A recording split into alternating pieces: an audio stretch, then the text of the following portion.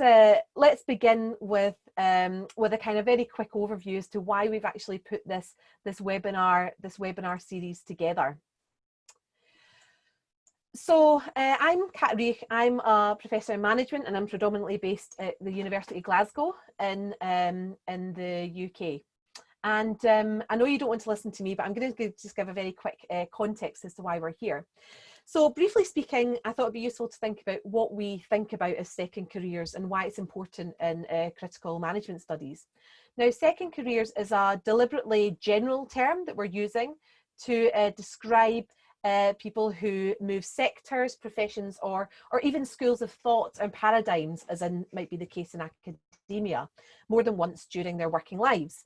And generally, as working lives become more extended and more complex, this is almost becoming the norm and presents a number of questions both at the local level of how individuals negotiate these moves, as well as more systematic and structural questions over how this challenges or reproduces or transforms structures surrounding careers and working trajectories. So I think it's important to note that the idea of second careers is really a constellation of a range of wonderful ideas that have already been discussed by a number of scholars. So for example, we see Ida Sibelius and Elizabeth Schilling back in 2013 in a special issue of Gender, Work and Organisation, speaking about frayed careers. And what they talk about is, to quote them, is to apply a perspective of rhythm to investigate what lies beneath the linear life course and career perspectives. Elsewhere in the Academy of Management journal, in a paper that was published in 2016 called Gone But Not Forgotten, and they talk about how professionals enact previous career identities in their current professions. So building on these sentiments, what we'd suggest that second careers as a critically flavoured concept takes form and develops 3 points that we're going to be touching upon today. So the first point is that our accumulated past is a source of capital, both for ourselves to subjectively employ, but also a potential source of exploitation and something that institutions may take advantage of. In the UK and increasingly in Australia, the two settings I'm most familiar with, the impact and engagement agenda works alongside neoliberal discourses surrounding evidence of relevance and value. And this is often sourced in the experiential bodies of faculty staff.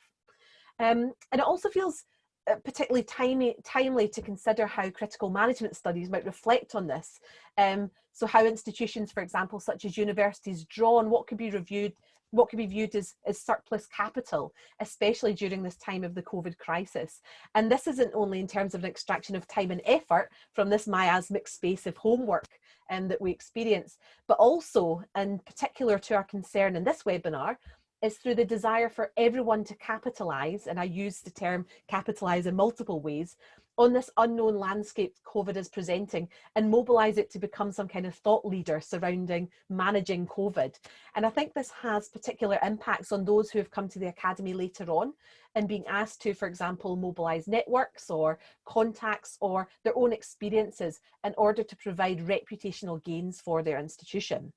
However, at the same time, such attributes might not actually be recognised or acknowledged in promotion routes, which remain for the most part normatively inscribed. So that's the first kind of concept of second careers. The second concept of second careers, in terms of thinking through the concept, is the need to consider how this capital or this excess is actually unevenly distributed and valuated in terms of how it intersects with different aspects of class or geographical location, for example. In other words, this idea of experience that second careers often is associated with can be read along racial, gendered, social, or socioeconomic or age lines. So I'll give an example of this. So one colleague in one of the institutions I worked with had worked for 6 months in an elite consulting firm. And this was talked about everywhere, okay, that he'd worked for they didn't say 6 months, he'd worked for this elite consultancy firm. By comparison, a former colleague who had had a job selling luggage in a department store in her previous life had said how this was really valuable because it taught her how to sell anything from yourself in job applications to ideas in journal articles. But surprisingly, or not surprisingly, her experience of that carried little purchase and was rarely discussed by her institution when she was rolled out to teach on MBA courses. And then finally, I think second careers provides us with opportunities in critical management studies to turn the lens back on itself and actually ask, are we propagating or inadvertently reproducing ideas and paths that constrain, that marginalise or dismiss the plurality of the academy that we actually want to inhabit? So in what ways might we accidentally be committing violence to people in their experiences by joking about, for example, people who come from the dark side in their previous jobs, or have come from the wrong side of labour in order to see the light in critical management studies? And really, how can we better recognise and acknowledge through our own practices and spaces we inhabit, how we debate and give value to these experiences? So that's a really kind of quick overview as to where we're coming from. And with that, I'm going to turn to Margie, who's going to be chairing our sessions today and introducing the panel discussion. Now, we're going to be focusing predominantly on second careers in the academy today. And I think it's important that the ideas we have here are also quite relevant to other sectors and working trajectories. And I think Margie's own career trajectory testifies this. So Margie started off a career as a journalist, covering stories on healthcare in Singapore. And then she dovetailed these skills into a career in market research in drug commercialization, and consulting for Fortune 500 companies, primarily in healthcare and the medical technology sector. And then latterly, she's currently completing her PhD at Monash Business School, focusing on these kind of intersections of business, health and journalism in her study of working life after burnout. So I think without further ado, I'm going to hand over to Margie. And as I said, please feel free as the audience to continue to chat and also use the Q&A function. Thanks very much, Margie. Thanks, Kat. So without further ado, shall we get stuck into meeting who you're actually here for, which is the panelists. So firstly, Jackie, before you came into academia, you worked for quite a while in the health service in the UK. And could you share your experience of this move from the NHS into academia with us? Yes, certainly. Well, thank you for inviting me along. My career history started way back in 1983 when I joined the National Health Service in England. I worked in the NHS for 10 years, and in the last four years I was an executive director of human resources, which sounds very grand. And I think it was all about being in the right place at the right time. I was lucky to get these appointments. And then I was wondering, what was I going to do for the next 40 years of my career, because I'd made a fairly senior appointment still in my late 20s. So how would I maintain that? And secondly, how would I cope with the growing despondency around managerialism and the neoliberal agenda that was introduced in the NHS at that time. So again, I was lucky that I'd already formed relationships with the University of Leeds, the Nuffield Institute, which was a health management related institute department within Leeds University.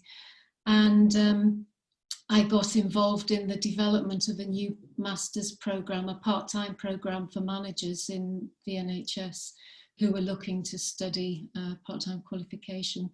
And so I leapt at the chance of decimating my salary and moving full-time to academe in a safe sort of health-related faculty in the early 1990s.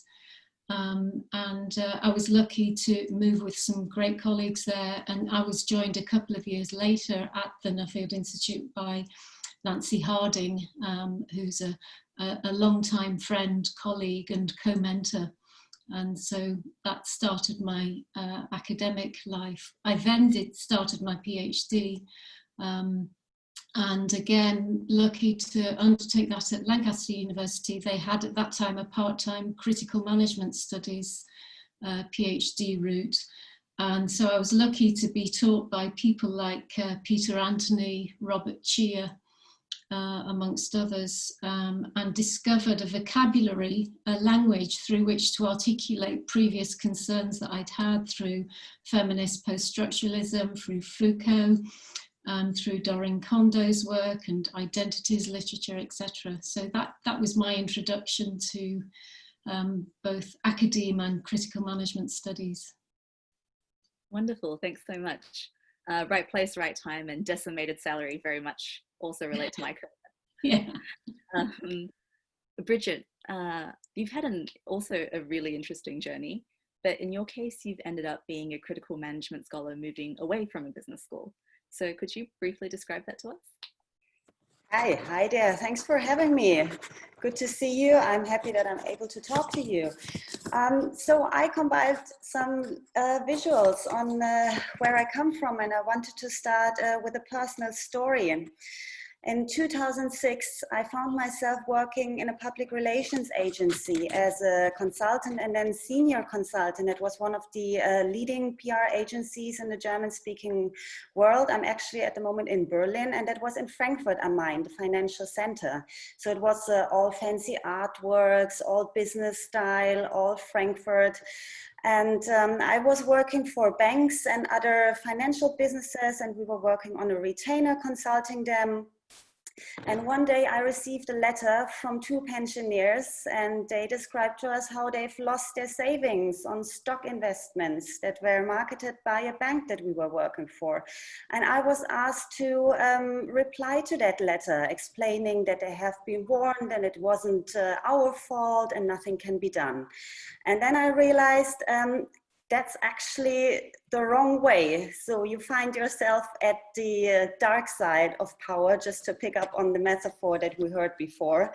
So I realized that's not what it should be. And then I packed in and I moved to Aberystwyth to work at the university at a business school. I've been working with universities ever since.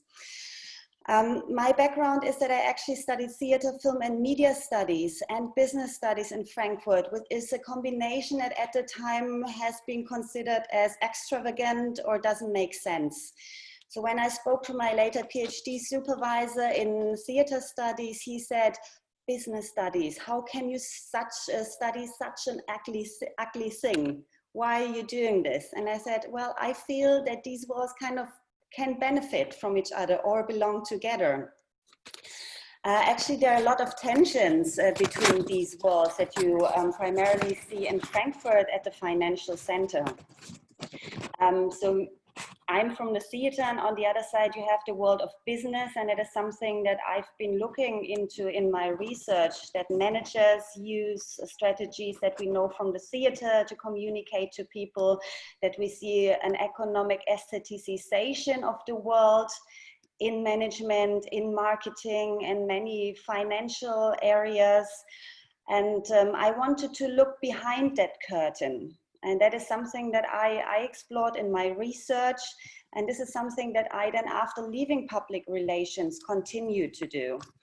Before working in public relations, I worked as a journalist for over 6 years for a more critical left-wing newspaper, Frankfurter Rundschau, that also financed my studies and part of my PhD, for which I later on got a scholarship from Rosa Luxemburg Foundation. That is one of the political foundations in Germany that also fund research and students. And I'm acting as a honorary capacity for that foundation, reviewing PhD proposals and student applications. I said, well, I want to educate studies students, so this is why I moved to academia. The beautiful building that you see in the middle is called the RFE Tower, which has now been actually demolished. It's a dream of concrete, or a bad dream of concrete. And this is where I also studied sociology and political studies, which is very much based in thinking of the Frankfurt School at Frankfurt University. So this is also something that was with me for, well, until today, and that influenced my research. So that I looked at issues such as power, hegemony, gender, and race. And this is what I combined also with the cultural studies approach, looking at what's going on in the world. And yeah, that's my short story, and I'm happy to go into some of the questions in greater detail later. No, that's wonderful, Bridget. Thank you so much. I like how you've resolved some of the tensions, or the perceived tensions, between what's considered to be creative and what's considered to be commercial. So Farouk, you were slightly different in not moving from a different profession, but from a different branch of academia. Would you mind talking us through your move into the CMS community? Thank you for having me on today. It's great to be part of this lovely event. And I'd like to apologize in advance because some of my ideas or thoughts might be slightly provocative in terms of critical management studies. But thank you for having me on today. My name is Farooq Mughal. I'm a lecturer in strategy and organization at the School of Management, University of Bath. Prior to Bath, I was a postdoctoral researcher at Lancaster University, where I also completed my doctorate and postgraduate education. Before coming to Lancaster, I was actually teaching at an elite business school in Pakistan. My journey into CMS started when I came to Lancaster, and I was introduced to a variety of different critical thinking and reflective practices as part of my master's program, which then kind of transformed into a PhD project. But along the way, I guess I became more interested in applying some of these critical and reflective concepts, going back to the Pakistani business schools, back on the Pakistani MBA as part of my doctoral research. And during my PhD, I was deeply influenced by some of the works of Pierre Bourdieu, and I started looking at things entirely differently because I was a practicing academic, but I was teaching kind of mainstream management, and then taking this turn into CMS at Lancaster then kind of introduced me to a whole, like Jackie was saying, a different vocabulary, or like Bridget was saying, to a whole looking at things in an entirely different way. So although my interventions as part of my PhD were aimed at empowering Pakistani MBA students and encouraging these individuals to actually become more self-directed, become more empowered, but my interventions did not materialize the way I had intended. This actually somewhat made me cynical of CMS practices, but nevertheless I continued progressing within the field. In Merson and Scully's word, I became a tempered radical, up to the point where I started hunting for jobs as an early career critical scholar after my PhD in various business schools. So I think there were a couple of not so good experiences after my PhD getting into the job market as a critical scholar. But I think this made me realize that I was slightly vulnerable to, as compared to other peers who were CMS scholars or who are really brilliant CMS scholars. So I kind of, rather than progressing further into the heart of CMS, I slightly took a U-turn and then moved kind of backwards. So despite my experiences as an early career CMS scholar, and being exposed to a variety of different critical perspectives, it's very difficult to change the way how I look at things at the moment, because I have some of my past legacy. I've been exposed to some of the writings by these influential scholars. But within this, I've kind of managed to find a space where I'm trying to position my scholarship as somewhat a critical scholar who can kind of make a difference to mainstream management thinking. Wonderful, thanks so much. Firstly, no need to apologize for any provocation. And I really like the honesty with which you told your story about perhaps the not so positive experiences about your time as an early researcher and the job market. And I know that there's a lot of PhDs in this session today who would very much like to hear about that. And thank you again. And finally, Arun, you moved from work in the activist space into academia. Could you share how this happened and your experiences of it? Okay, so thanks for organizing this and inviting me to talk about my experiences. So in a way, all this is very new to me. So not just the medium, but also the idea about talking about my academic self. So I've sort of a fundamental discomfort with the idea of commodifying the academic self as a way of building one's scholarly sort of career. So I like to talk about my research, but not about myself in that research. Yeah.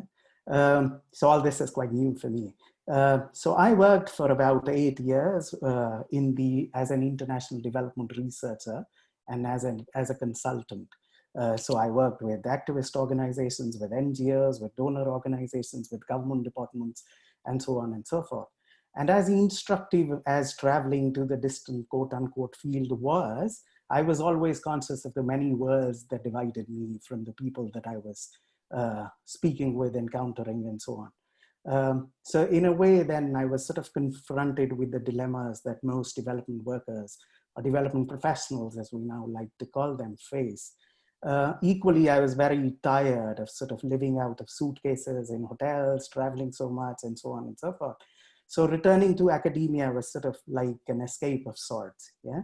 A chance to sort of sit still, to think about things. And if I was lucky enough to think through some of the worlds that one had witnessed in the course of one's works. So in terms of sort of entering CMS, so CMS with its interest in the sort of wider, broader social questions and not just the sort of narrow sort of world of business and organized life, sort of seemed to be a natural home for the kinds of research questions that I was interested in. But equally, there was the sort of excellent work of people like Bill Cook, Jonathan Murphy, Nidhi Srinivas, Sadhvi Dar, that one thought one could sort of engage with meaningfully. So there was already that sort of opening a foot in the door, so to speak, yeah?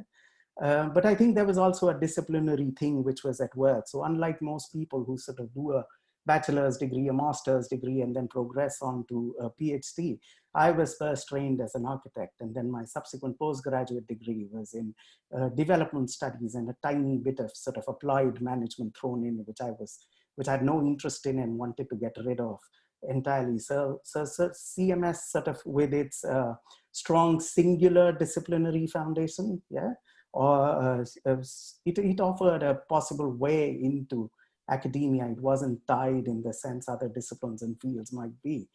But at the same time, I was sort of, during the encounters and subsequently, was always made aware of how you are an outsider, an interloper, as I like to call it, in terms of my own academic trajectory, my disciplinary affiliation, my professional experience or lack thereof, and so on and so forth. So they were very different from the doctoral students and the early career researchers that one encountered.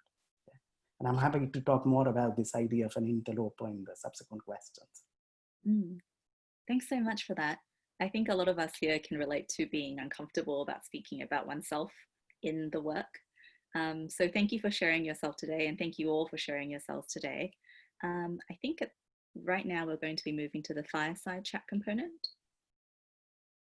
And so I'll be posing some questions. Anyone can jump in at this point of the panelists.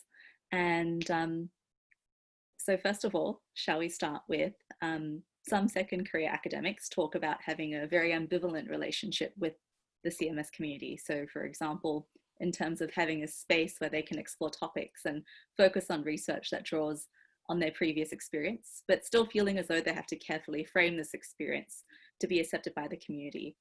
And my question is, how have you found or not found your space in the CMS community? And could we perhaps start with Arun, because I think that was a nice sort of a connection there. You spoke about being an interloper. Okay.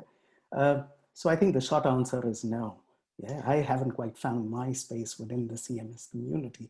I have found excellent comrades. I've found very good mentors. I've made dear friends that I cherish, who've been helpful in all kinds of ways, both professionally and personally. But I think within the sort of CMS academic or scholarly community, so to speak, I don't think I've quite found my space.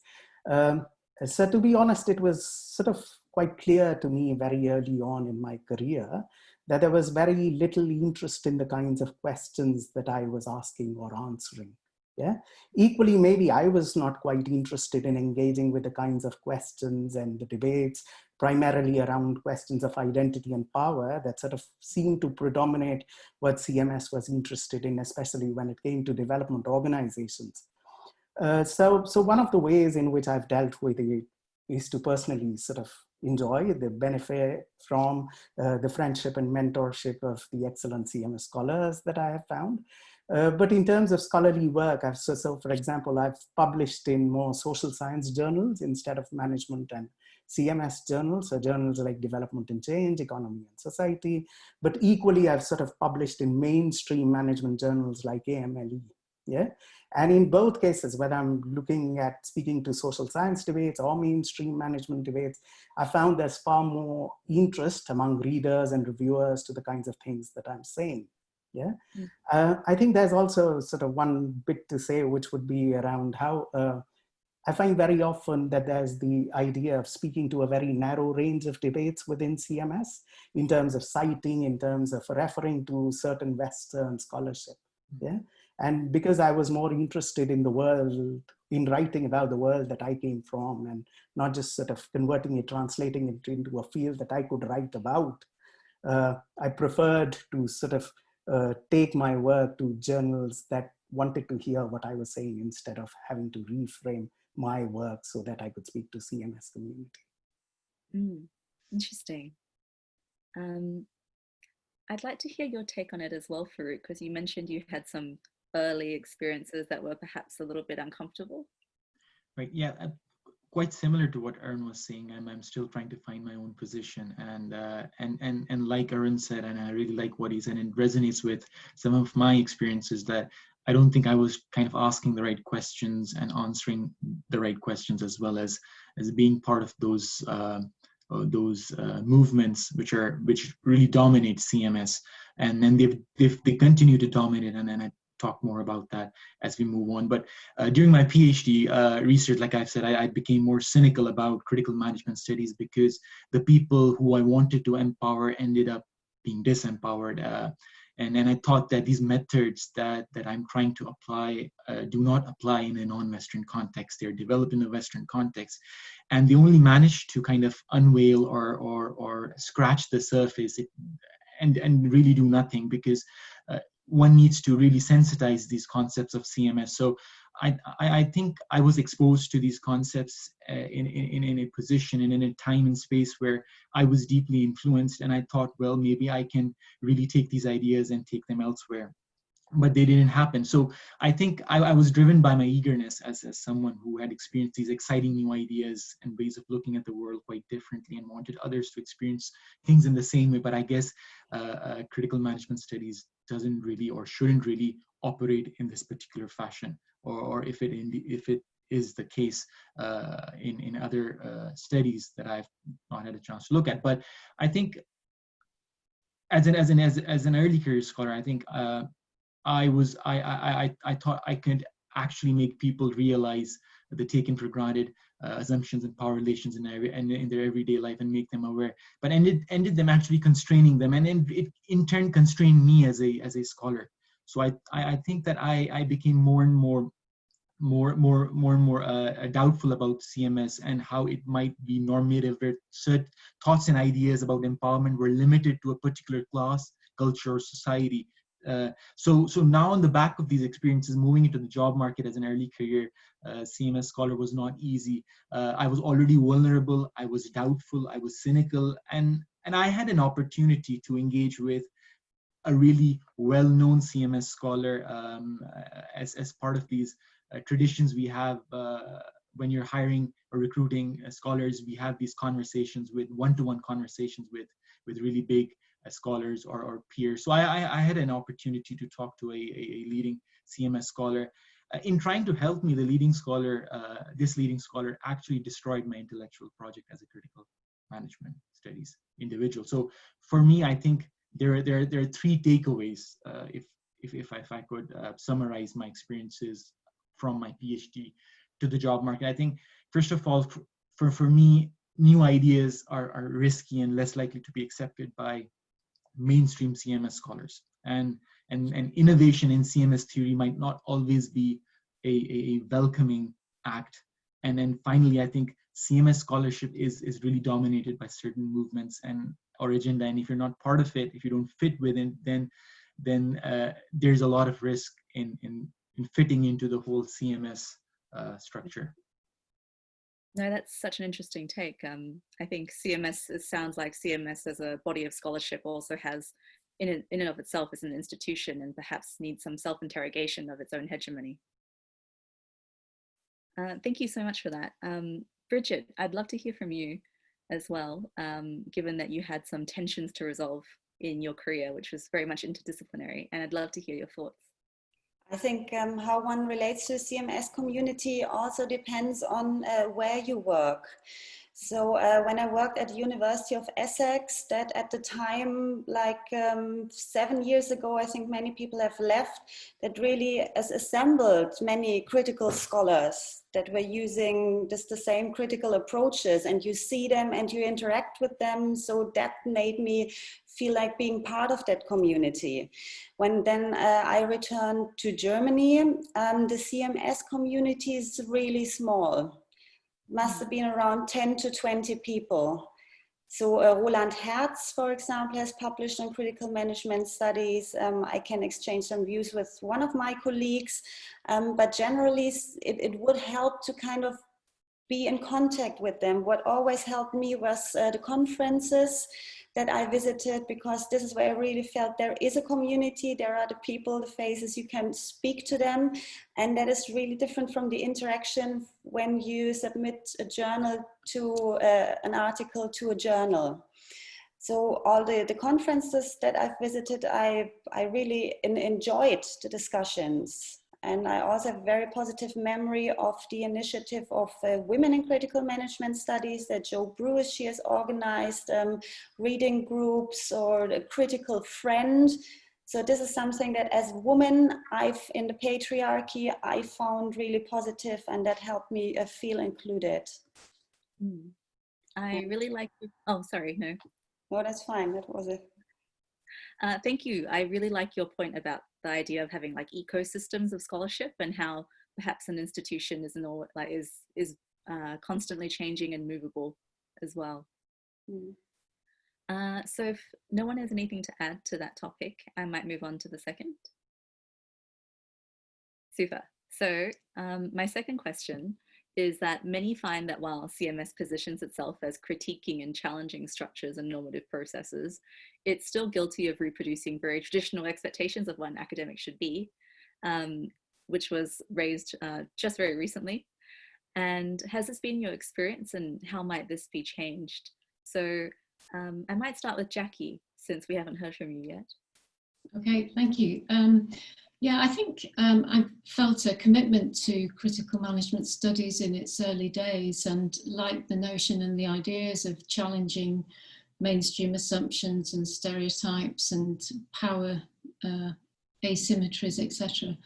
And then as I attended the second, I think, Critical Management Studies conference, I thought that there was very much a danger of perpetuating the mainstream management perspective, that some colleagues were too precious, too demanding, too unkind or critical of other CMS colleagues.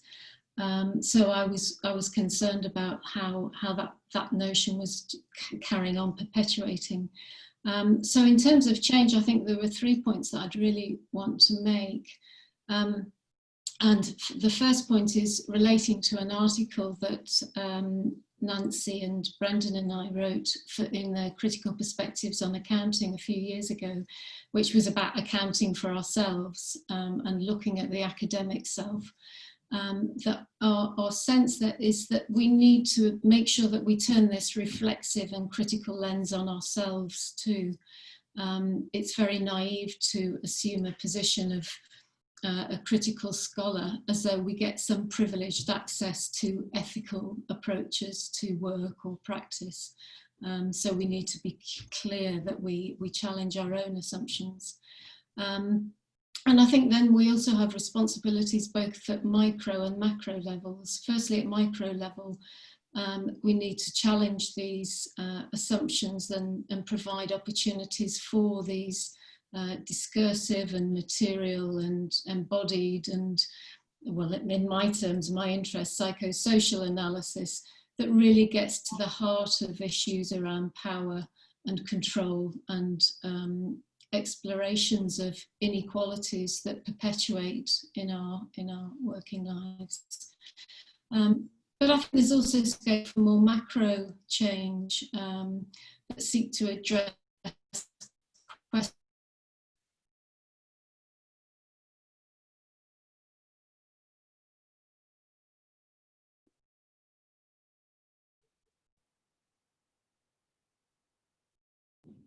I'm not sure if everyone's experiencing this as well, but it seems like Jackie's video might be frozen. It is. Yes. Oh, I think she's back now. okay.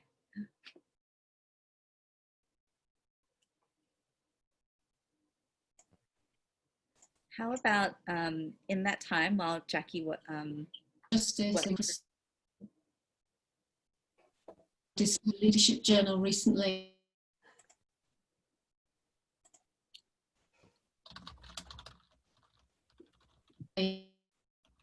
Sorry about that, everyone. We'll just be working through this.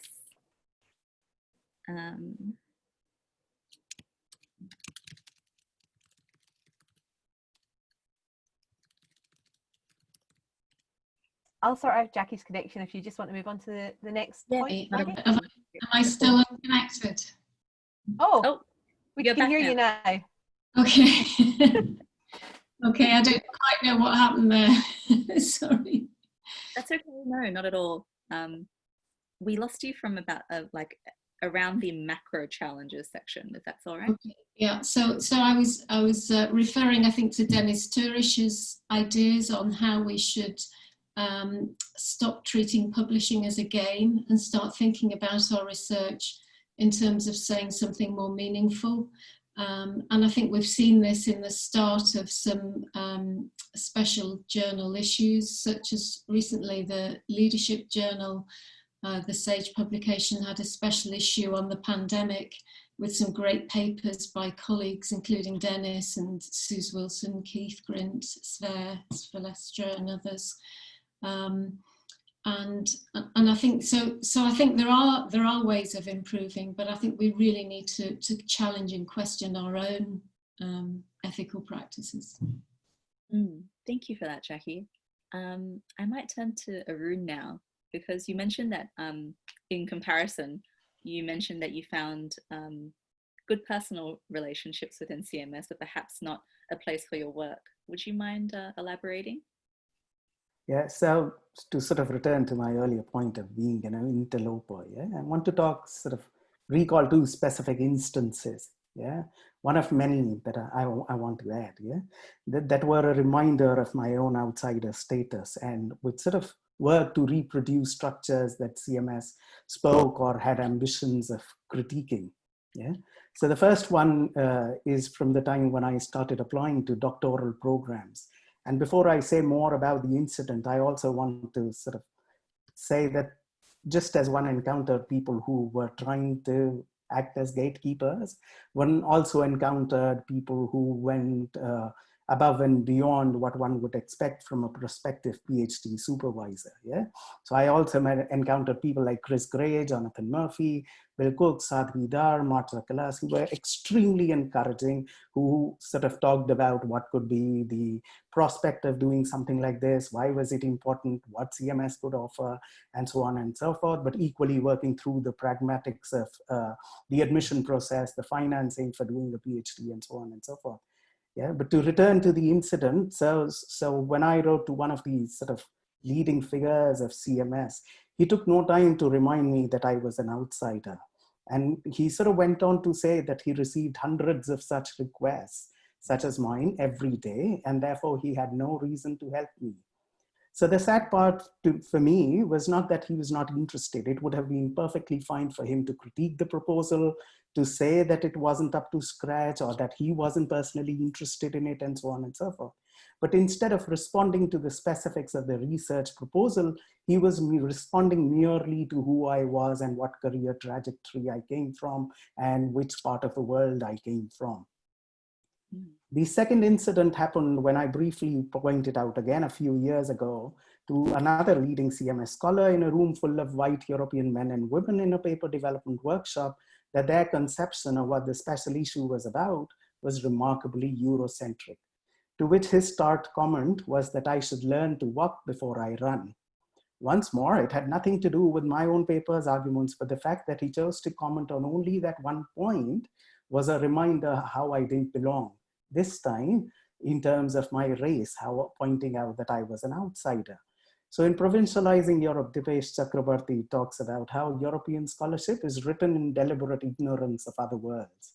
But it is a gesture, Chakrabarty adds, that is not permitted to us, those of us who come from outside the West. So to be a CMS academic then was about being schooled to speaking to a narrow European white worldview.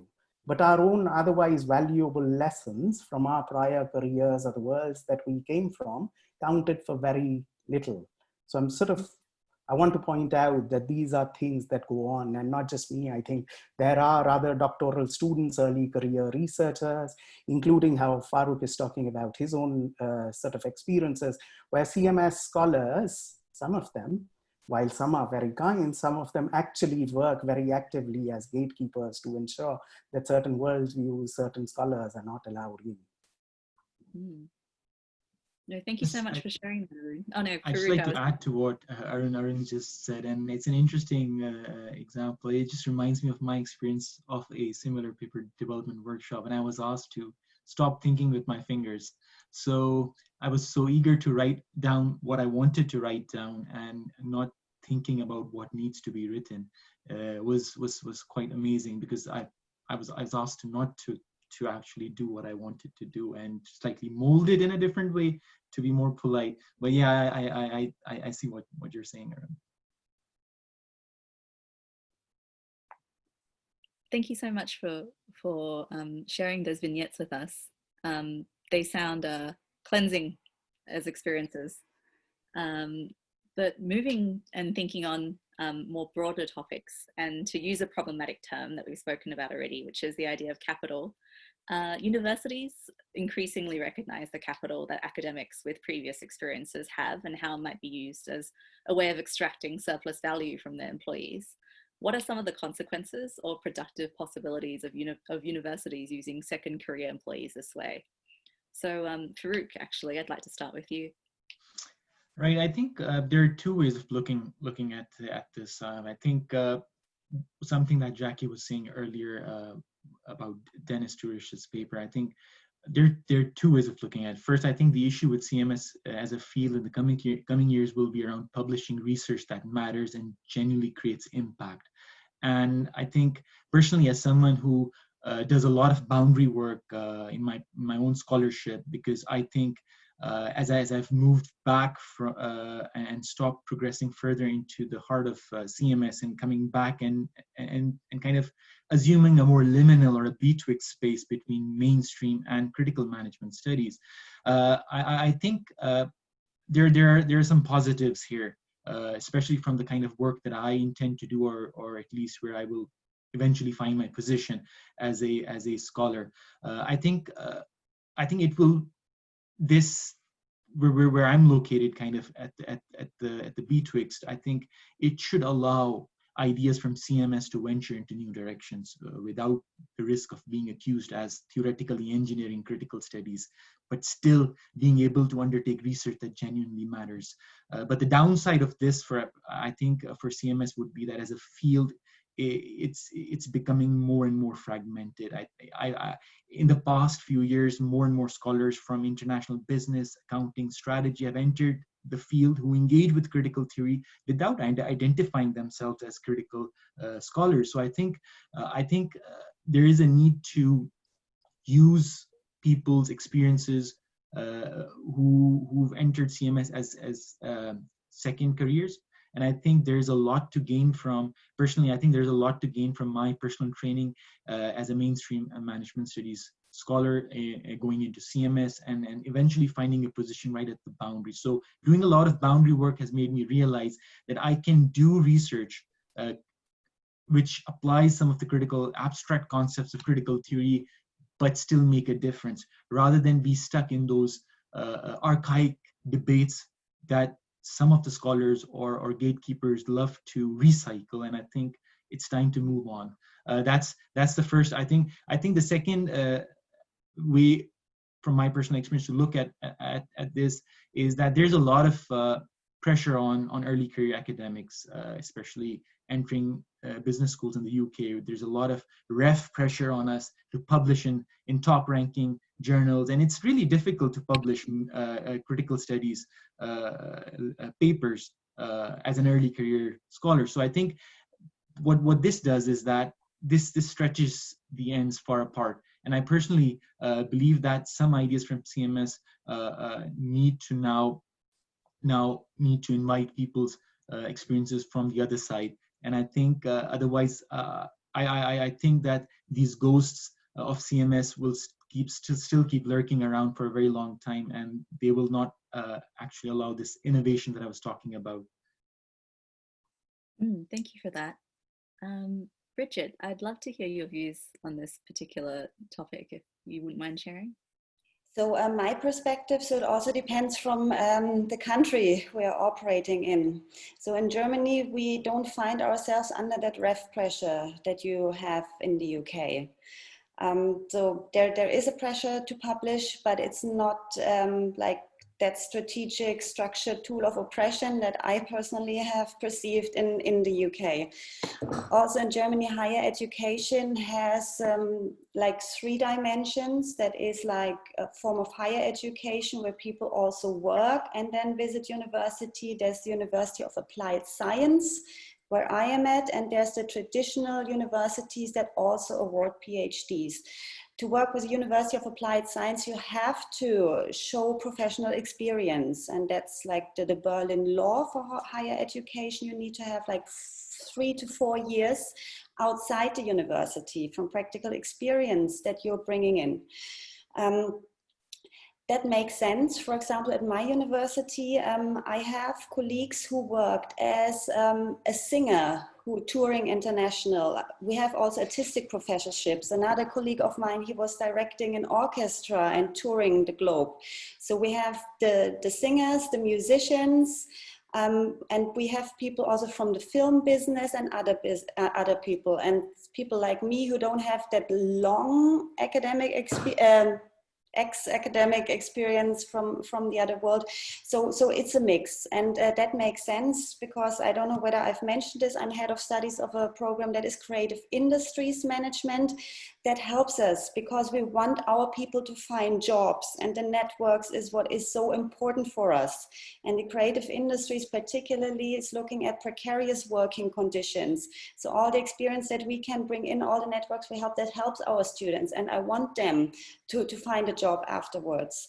So that is really helpful, and also I benefit from my experience because I can write stuff and I can speak to people, what I mostly do. So that is positive. What I don't like at the University of Applied Science is that we have many people coming in from marketing agencies or public relations who say, well, I want to have a professor title, and I now want to do something else, and I have looked at your university and I want to work there. That I don't have necessarily not only made good experiences with, because these people, when you work in public relations or marketing agencies for 20 years, I see that most of the critical issues, they have gone. So that's a Marxist perspective. When you're in this business for 20 years, that might have changed you. So I think from a critical management perspective, that benefits people that like to read, that come from an academic background, that have developed this thinking, or from practice and that have a critical thinking. So it's yeah, both the risk and the challenges that I see. That's such an interesting insight into the German job market, and I can imagine as an early career researcher myself, under a great deal of pressure to publish. Germany is definitely now on my list for future job. Come to Berlin. That would be the dream. So finally, before we open up for questions from the audience, from what we've discussed today, and based on your experience as academics, supervisors, colleagues, line supervisors, or anyone else in the various lives that you lead, what type of action might we take away from this discussion and back into our communities and institutions? And I might start with Jackie, if that's all right. Yeah, thank you. Well, I think there's lots that we can carry on doing, and I've been lucky in supervising some fantastic PhD students over the years, and I've been drawn especially to people who have had another career first, I suppose, in some ways, So I've worked with senior NHS managers, female entrepreneurs, an academic dentist, former recruitment consultant turned gamekeeper, poacher, higher education senior managers, HR managers, and I'm also now involved in the DBA program. So I think there's lots that we can do to encourage new future scholars from different backgrounds to carry on coming into academe, but not in the circumstance that Brigitte described about people's expectations of becoming a professor without having any background understanding. I still think there's lots more to be done in terms of being more inclusive, more participatory, more sharing of ideas and actions, being more activist, and you know, there's lots more activist agendas. I think we've rolled over and had our tummies tickled too much on a lot of practices, and we need to be louder. And I think it's easier maybe for people who have been in academia for a longer time, who are critical scholars, ought to be leading the way on that and supporting other colleagues to make waves and to challenge these sloppy practices, taken for granted ways of carrying on being.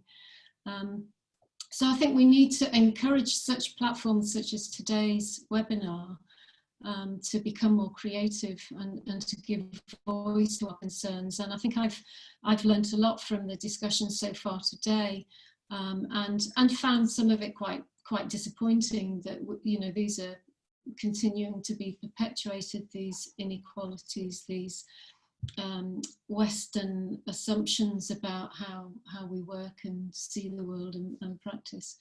And I'm also with Farouk in terms of valorising research that makes a difference, rather than some tokenistic language game that actually makes no material difference to people's working lives, which I think a lot of us are really keen on perpetuating and developing further. So I'm in for learning from other colleagues about ways in which we can make a difference. I'm also proud of the developments that have occurred under the banner of some critical scholars in different walks of life, and I think we need to support and encourage more of them. No, thank you so much for those for that nice sort of summary. It captures everything I think we've spoken about today and some key learnings. If anyone has anything else to add, or no one else has anything to add. Oh, Aru? Yeah, so just very briefly to build on what Jackie was saying, I think, so in one of the sort of CMS division discussions at Academy of Management a number of years ago, one found that there were scholars who were sort of talking about, these are our journals, these are our spaces, we should close them off, and being very territorial, as academics often are. And so while I can understand that there is quite a bit of reluctance in departments in wider universities for critical scholars who question, don't just prescribe, and so on and so forth. So I can understand the impulse to build our own spaces and sort of close them off and make so, and enjoy, given that they have been, other spaces have been denied to us for a very long time. I think it is very important that CMS retains its plural nature. And that kind of working across disciplinary boundaries with people who might have other kinds of careers, other kinds of paths, can be a source of very creative, interesting work. And CMS as a community needs to find a way to foster that. And equally, to sort of return to the point about impact that Jackie was also making and Farouk was making, I think as second career academics, as long as we are wary of the fetish with impact, I think we have a number of productive possibilities that we can offer. Yeah. So many of us are very well versed in engaging with the world in multimodal ways, and not just in terms of traditional research and publication of scholarly articles and books and so on and so forth. So I think that is something that is quite important, but also desirable at a time like this. So we should sort of foster those kinds of ways as well. Wonderful, thanks so much. I like the idea of having more porous borders within CMS. So in the interest of time, I might turn to some of the questions on the Q&A stream. And the first question that we have is from Ooh. I'll just, it's from Fides, so I'm just going to unmic you, Fides, if you want to ask your question. Okay. I was wondering whether CMS does have a gender issue there. Just listening to Farouk's and Brigitte's very different experiences. Are the CMS women more supportive than men in CMS? Well, I've made positive experiences with the women. So, yeah.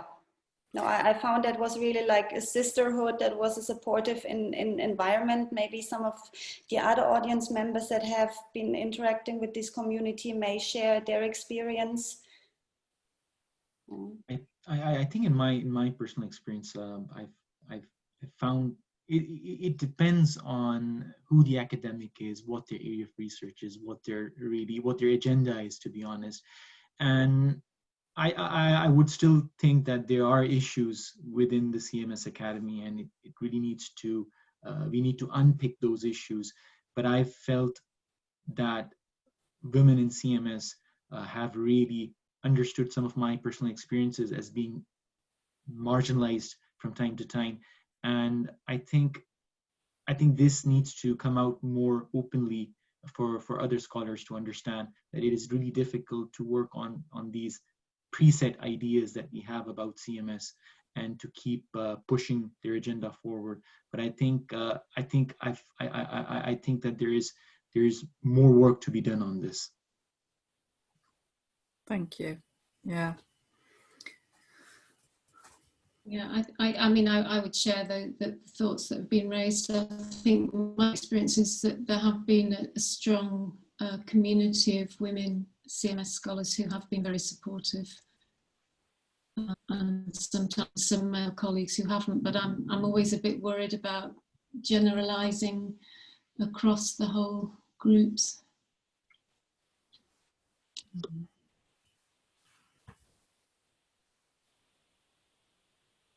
So I might move on to the second question, as we have a few, which is from, if they're comfortable with me disclosing, from an assistant professor based outside of Europe, who agrees with both the panelists of finding a space and making a way into the mainstream literature, which is not only limited to CMS, but other management groups as well. So what do you think should be done to get acceptance of new voices in the dominant mainstream research? I'd have a go at that first and let others share their experiences. I think as during my PhD research, as also as an early career critical scholar, when I was trying to look for jobs, I think when we're rearing or nurturing or developing our PhD students, I think it's important to ensure that we don't keep them in what I call critical bubbles. And there are a lot of different universities who keep students in different critical bubbles. And only when I stepped out and looked into the market, then I understood the politics of publication. And while there's a lot of interesting work published in really good journals, there's a lot to think about the kind of networks, the kind of issues you're addressing as you move on. And I still think there is an issue not only within CMS but also in mainstream management studies where you really need to foster the right kind of ideas. You need to understand the world, how it works, the world of publication, that is. And I've seen a lot of research published in really top mainstream journals, and I really think to myself saying, how in the world did that even get published there? So I think it's about fostering the right kind of ideas, fostering the right kind of networks. But I think we really need to break this idea of, or break these frames of dominant thinking and really make this politics more transparent, and people, for our PhD students to understand what is it all about when you're publishing, when you're stepping out, and whether people would be more accepting towards your ideas. Thanks so much for that.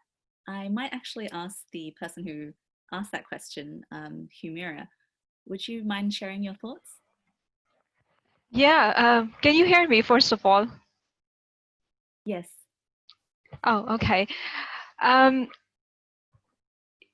yeah, sometimes I actually feel suffocated because when I read the research papers and when I try to publish as well, and when I read a lot of literature, I feel that we are sort of republishing or reproducing the same ideas again and again and using the same set of theories which are dominant in the Western literature.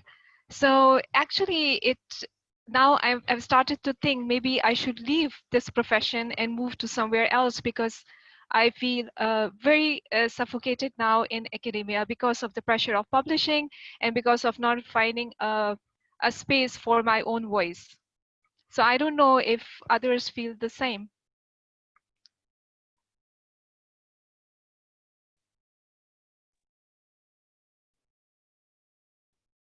Does anyone from the panel want to have a stab at that?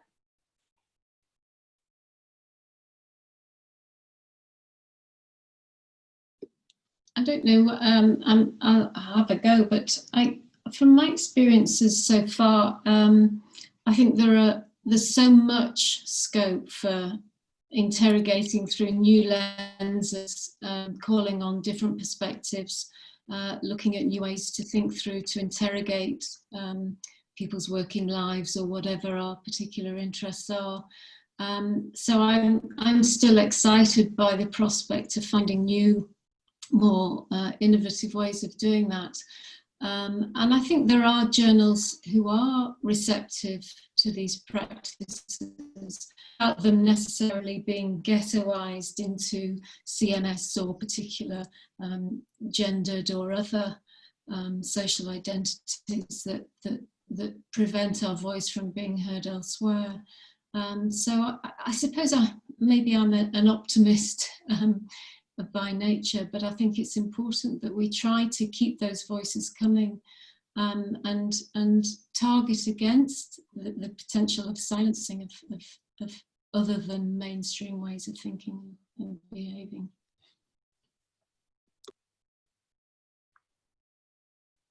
And finally, I think we have a question from Arturo. Yes, hi everyone. My very quick question, and I think that this is an underlying motive that I've been hearing from the panelists, is that we as a field are elitist curators of the field. So how can we move from being elitist curators of the critical thinking into change maker provocateurs of critical thinking? How can we get others to be critical thinkers and not disregard critical thinkers? Thank you.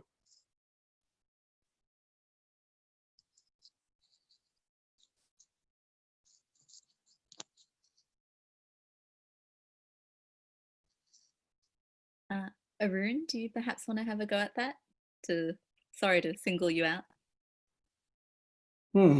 That is very hard to answer.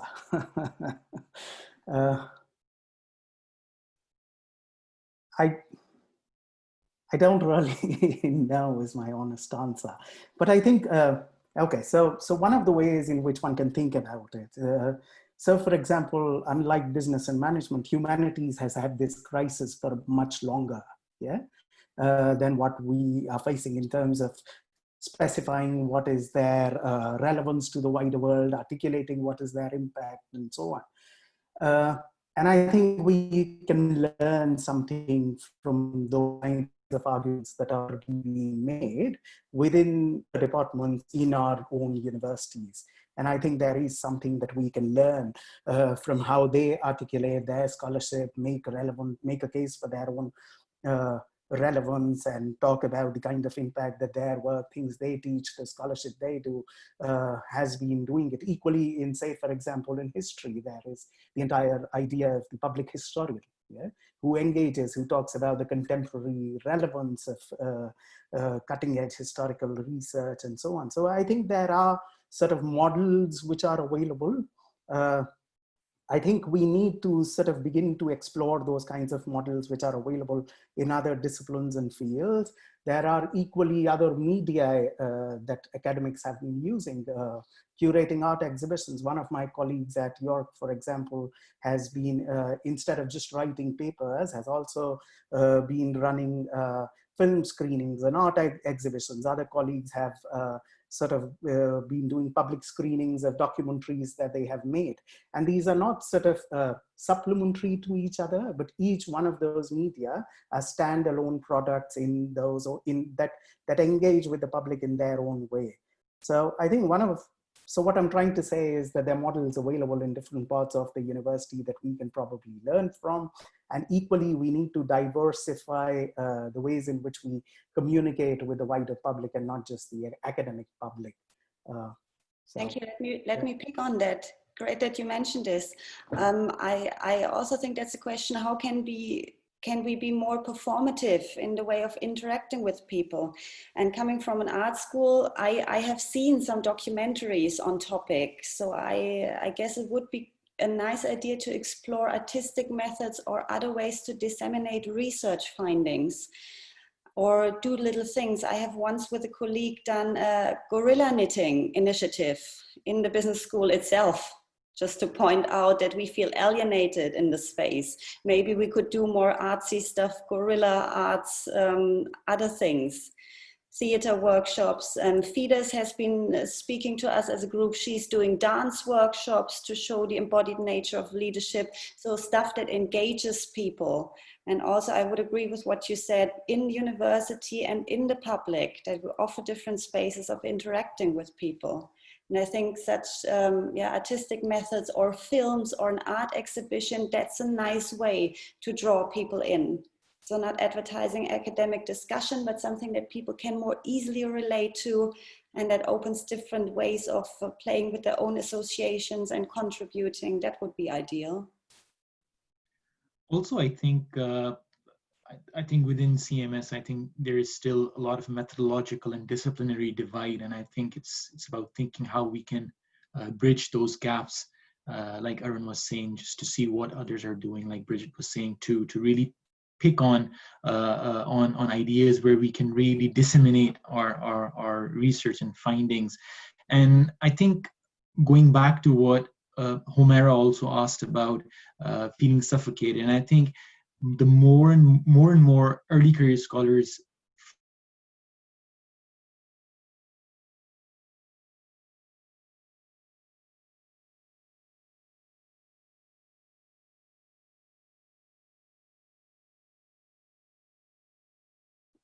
My apologies. I think it looks like we're experiencing another technical difficulty. So in the meantime, we might turn to our last question, which is from someone called Mark.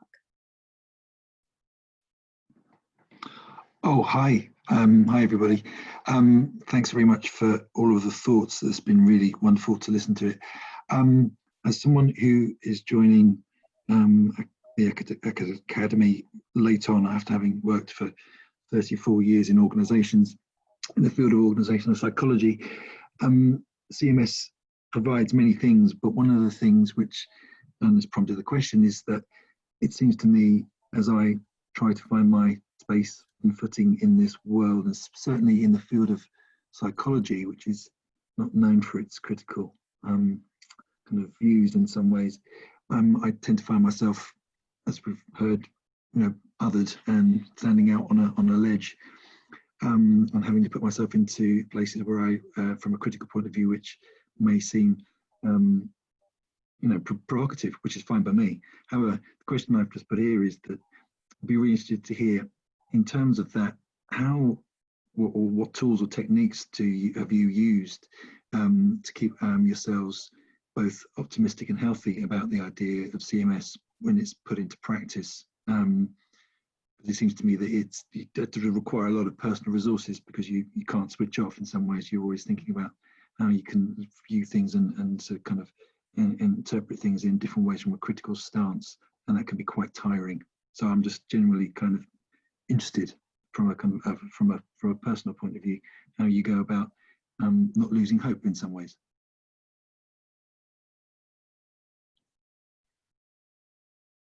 let me just briefly comment. Of course, one can easily lose hope when I look at the world outside and what's going on. But yet the other way around, it would cause me pain not to see the critical side of it, because what I see is difficult to bear. So yeah, it's for me often a natural reflex to adopt a critical perspective. And also so many students can relate to the things once you explain this to them. And that is not only tiring, that is also refreshing to see that they have critical tools at their hands, which they can use for their benefit, ideally.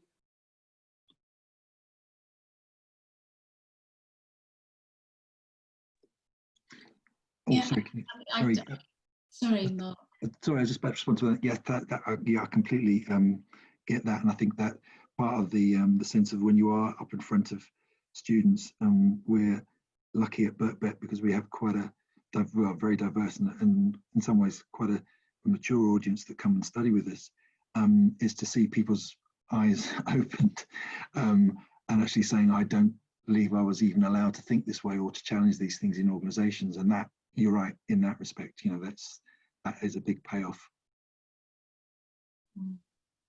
That was my point as well, really, Mark, that in my experience of working with students from different backgrounds, different levels of expertise and former career experience, from new undergraduates through to experienced DBA students, it's drawing on their energies and their interests, and I think when people start to learn a different way of thinking, then introducing more ways, new lenses, different ideas, is proven to be really interesting and eye-opening for them, and I get intellectual stimulation from that. You know, that I'm encouraged by that, you know, the level of interest to engage in more critical thinking, critical ideas. And I suppose it shouldn't be that surprising when we're faced by some of the political leaders that we have now, feeling discomforted with the way that the world is responding to so many issues. We need to keep a critical voice very much to the fore. Yeah, agreed. Wonderful. I think just to close off the conversation, thank you all for your input. I noticed that Arun, you had your mic off for a second. I thought you might want to add something. Yeah, just briefly to sort of return to Mark's question in terms of personal costs and how do you cope with it. I think we often talk about what is wrong, but there is very much that is also good within the CMS community. So there are excellent allies. I found excellent comrades, very good friends, very good mentors who have sort of gone far and beyond what was expected of their formal role, who have sort of helped cope with things in different kinds of ways. So I think it's important to talk to each other. And I think Jackie was sort of talking about, and even Brigitte was talking about the importance of conferences. Yeah. So it's a bit sad that we cannot sort of see each other and hug each other and speak to each other in a time like this. But I think conferences, especially CMS conferences, can often be very invigorating spaces, a good space to sort of speak to, connect with people, friends that you otherwise wouldn't have a chance to do. So in terms of coping, I think it is very important that we reach out and keep talking to each other. Thank you. I think that was a very natural and relatable and also optimistic way to end this discussion today. Thank you all so much for your thoughts and spending your time with us today. We are about to look at the Padlet that we've created, but just before we do this, could I ask the panel members to perhaps have or give me 1 or 2 words as to how we might think about this as a productive moment or a way forward?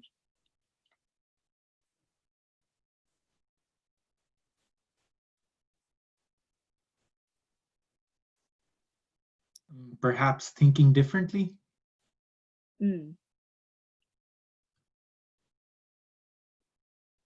Perhaps also rethinking. I would say doing things, because I found it inspiring opportunities to do other things with a broader community, with students, with each other. That helps. And finally, Arun, sorry to pick on you again. I think supporting each other, I think caring for each other, I think that we sort of, in the formal spaces within the academia, we don't sort of pay enough attention to looking after our colleagues, our students, or it just requires a lot of effort and we don't really have that kind of time and resources, but many do, and those who do, I think it is, yeah, we should be thanking them for the work that they do. Thank you. And I am getting a visual prompt to move on to the Padlet from Kat, so I might hand over to Kat again. Thank you again. Yeah, thanks so much, Margie, and thank you so much for the panel. It's been such a fantastic time. I'm aware we've overrun, and it feels like it's only really the start of an interesting conversation, rather than the end. So I just wanted to put up some points from the panel, and thank you all for contributing to this. What we'll do is we will send a visual image of the Padlet to all those who are registered. And we'll keep the Padlet open for another hour. So if there's anything, you know, if you've got a cup of coffee or tea, or whatever your tipple is, depending on the day or night it is where you are, and you want to kind of just have some reflections, we'll keep this open for another hour, and then we'll send it out to you along with a link to where you can find the recording for the session. So thank you again to the panel. Thanks for all of those who contributed questions and for taking the time to join us. I'm just going to, before we leave, I'm just going to do, as I should, a quick plug for the next session, the next CMS in Touch webinar series, which will be, we're having a little break because we're going on holiday, and we'll be coming back on the 9th of September. Oh no, that's the wrong one. So no, it's the right one. It's the wrong the right date, just the wrong title. So it's going to be looking at a call to aims for racism in the academy. Cynthia Priola will be hosting that on the 9th of September in 2020 from 2 p.m. to 3:30 BST, and you can register on the CMS website, the Eventbrite CMS In Touch website, or if you want to host your own webinar, so if you think it'd be useful to have another webinar on this, or if you'd like to do a more interactive workshop session, you can drop the CMS In Touch team email on cmswebinars@gmail.com.